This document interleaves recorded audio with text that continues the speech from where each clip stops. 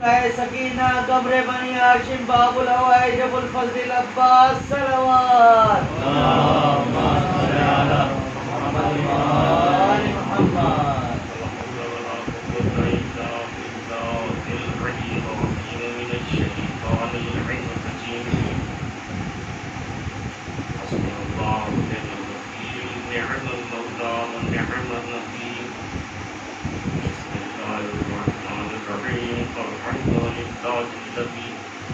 غير مخلوق من رحمته ولا مخلوق من نعمته ولا مايوس من مغفرته ولا مستنك من عن عبادته الذي لا تغرق منه الرحمة ولا تفقد له النعمة الصلاة والسلام والتحية والإكرام وأسلم ما في الوجود ونصرة دائرة في كل موجود مولانا ومولى الصحابين جد الحسن والحسين الرسول المصدق النبي المدني البشير الهاشمي القاسم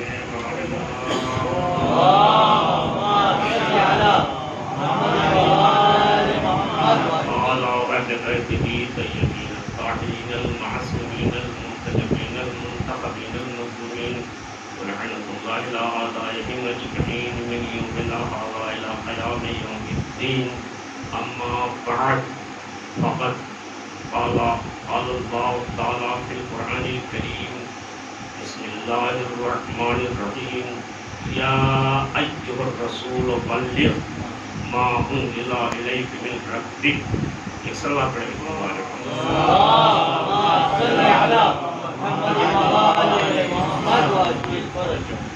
عزیزان محترم برادران عزیز بزرگان مذہب ملت شیعہ حیدر کرار کتنی مسرت اور خوشی کا یہ آج دن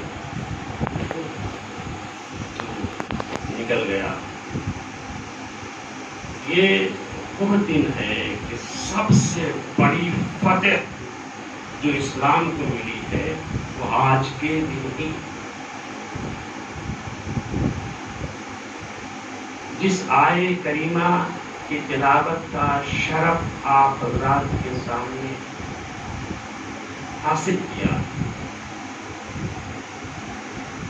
یا یہ رسول بلغ، اے میرے حبیب، اے میرے طٰہٰ، اے میرے رسول، اے میرے مزمل.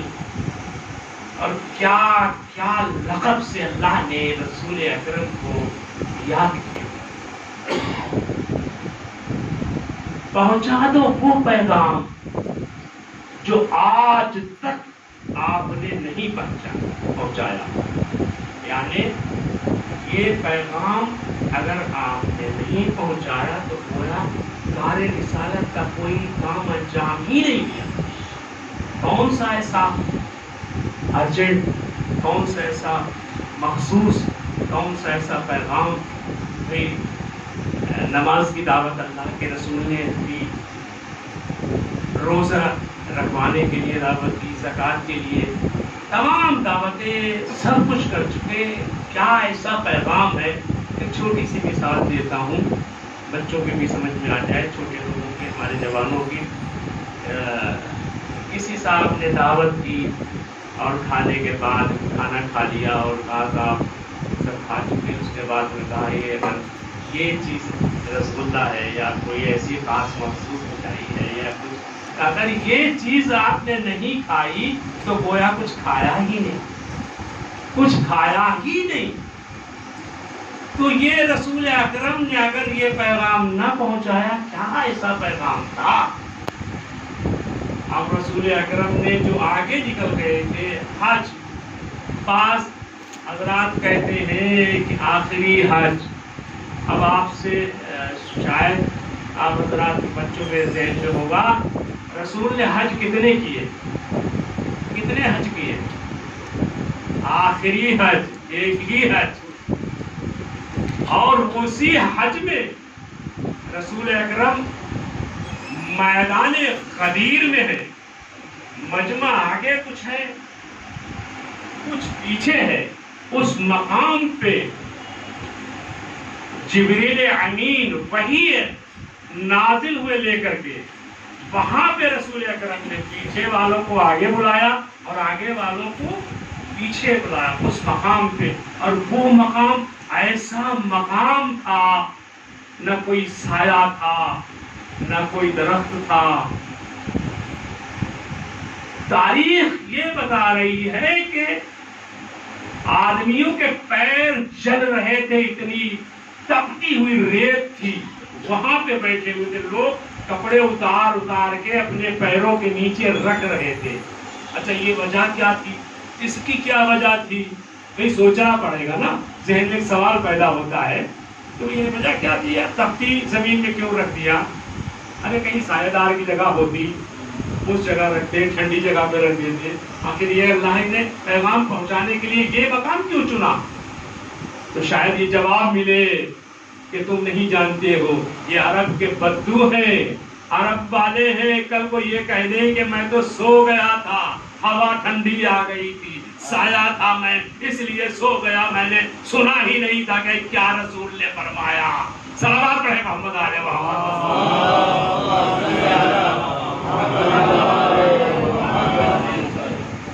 تپتی ہوئی زمین کے اوپر رسول اکرم نے بلایا سب کو، اس کے بعد خطبہ پڑھا اور کہا کہ میں تمہارا رسول ہوں، لوگوں سے گواہی مانگ لی، میں تمہارا نبی ہوں، فرستادہ خدا ہوں، وہی میرے اوپر نازل ہوتی ہے. جو میں نے آج تک کار انجام دیا ہے آپ نے قبول کیا، مانا. سب نے کہا لبیک یا رسول اللہ، لبیک، آپ نے جو بھی کہا ہم نے سب مان لیا. کہا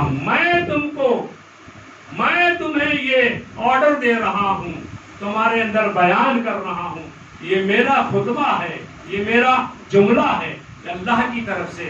اور علی کو بلایا قریب، اتنا قریب بلایا، ممبر کے قریب آ گئے اور دونوں ہاتھوں سے اٹھا کر کے بلند کر کے کہا من کنت مولا ہو فہذا علی المولا. نعرے حیدری.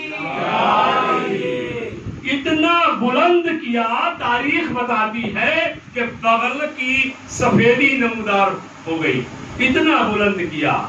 اچھا اب یہاں پہ ایک سوال پیدا ہوتا ہے کہ علی نہ جانے کتنے تھے. اگر لفظ حاضہ نہ لگا ہوتا، عربی میں حاضہ اسی کو کہتے ہیں، یہ ہے، یہ جیسے ہم لوگ آپس میں کہتے ہیں نہیں ادھر آ جاؤ، یہاں بیٹھ جاؤ، یہ چیز ہے، یہ کھا لو. تو رسول اکرم نے فرمایا من کنت مولا ہو فہذا علی المولا، یہ ہے علی مولا. اگر صرف حاضہ نہ لگا ہوتا، کل کو کوئی بھی کہہ دیتا کہ یہ بھی علی ہے، یہ بھی علی ہے، یہ بھی علی ہے.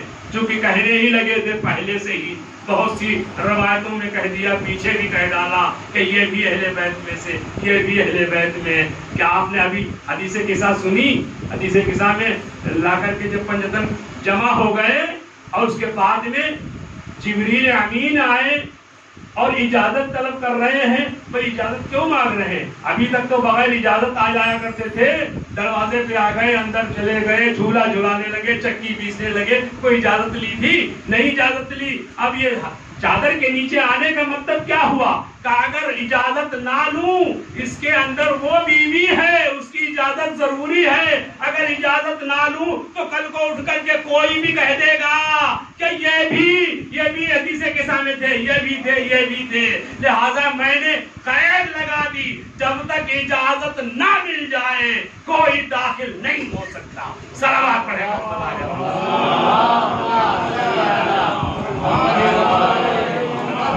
یہ پنجتن کا قافلہ میرے عزیزوں، اور آج کا یہ مباہلے کا دن، مباہلہ کافی عرصے سے مباحثہ ہو رہا ہے. رسول اکرم نصارے نجران سے باتیں کر رہے ہیں کہ میں فرستادہ خدا ہوں، رسول ہوں، وحی نازل ہوتی ہے میرے اوپر، لہذا میرا کہنا مانو، مجھے جزیہ دو. تو اسلام کا جزیہ آج خمس میں اور زکوٰۃ میں بدل گیا ہے. وہ جزیہ اس وقت اہل بیت کے لیے مخصوص تھا، تو جزیہ دینے کے لیے وہ لوگ قبول ہی کر رہے تھے کہ تم رسول ہو ہی نہیں، تم نبی ہو ہی نہیں. لیکن ایک مرتبہ جو کہا کہ سچوں کا آیت پروردگار قرآن مجید میں لکھا ہوا ہے، آیت نازل ہوئی کہ اے میرے حبیب، اے میرے رسول، یہ اگر علم آنے کے باوجود بھی تمہارا کہنا نہیں مانتے تو ان سے مباحثہ نہ کرو بلکہ مباہلہ کرو۔ فَمَنْ حَاجَّكَ مِنَ الْعِلْمِ فَقُلْ تَعَالُوا نَحْمِدُ أَبْنَاءَنَا وَأَبْنَاءَكُمْ وَنِسَاءَنَا وَنِسَاءَكُمْ وَأَنفُسَنَا وَأَنفُسَكُمْ ثُمَّ نَفْتَهِلْ فَنَجْعَلْ لَعْنَةَ اللَّهِ عَلَى الْكَاذِبِينَ۔ ان سے مباحثہ نہ کرو بلکہ مباہلہ کرو، ان سے کہو یہ لائیں اپنی عورتوں کو، آپ لاؤ اپنی عورتوں کو، ان سے کہو یہ لائیں اپنے نفسوں کو، تم لاؤ اپنے نفسوں کو، نشانہ و نساکم، اور یہ اپنے بچوں کو لائیں، تم بھی اپنے بچوں کو لاؤ، سما، اور مل کر کے نفتحل فنجعل لعنۃ اللہ علی الکاذبین، اور وہ جھوٹا جو ہو اس پر خدا کی لعنت ہو جائے۔ تو میرے عزیزوں یہ لعنت رکی نہیں، یہ تو بہت بڑا ایک ڈائلاگ ہے، سمجھ لیجئے کہ جھوٹے پر خدا کی لعنت ہو، چاہے اب جھوٹا ہو، چاہے وہ میدان غدیر کا جھوٹا ہو، چاہے مباہلے کا جھوٹا ہو، اور چاہے وہ رسول اکرم کے دروازے